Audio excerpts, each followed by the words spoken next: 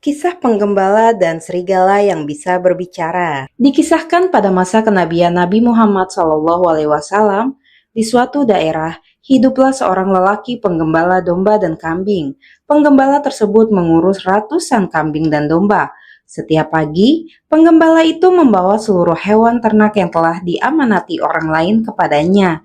Ia membawa ke padang rumput di dekat oasis. Namun naas, suatu hari penggembala tersebut sedikit lengah karena seekor serigala berhasil menerkam seekor domba yang lepas dari kerumunan.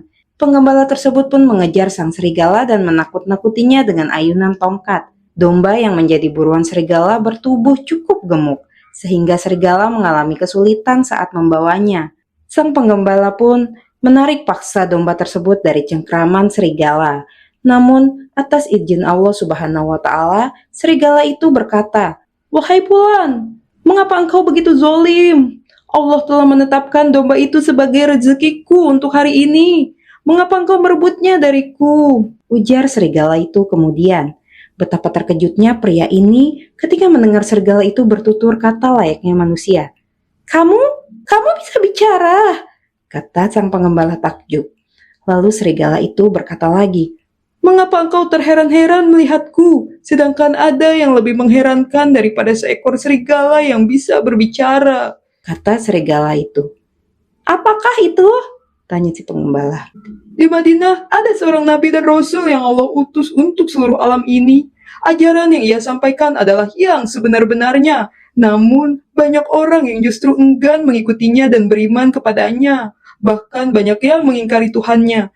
Nama nabi itu Rasulullah Muhammad SAW." Papar serigala. Keesokan harinya, lelaki penggembala itu pergi ke kota Madinah untuk membuktikan perkataan sang serigala dan menjumpai langsung sosok yang ia ceritakan kemarin. Perjalanan yang tidak mudah ia tempuh dengan penuh kesabaran, dan sampailah ia di kota Madinah. Setelah bertanya kepada warga setempat, lelaki itu kemudian tiba di depan Masjid Nabawi. Singkat cerita, ia berkesempatan bertemu Nabi Muhammad SAW. Kepada beliau, ia pun menuturkan kisahnya hingga sampai di kota Madinah.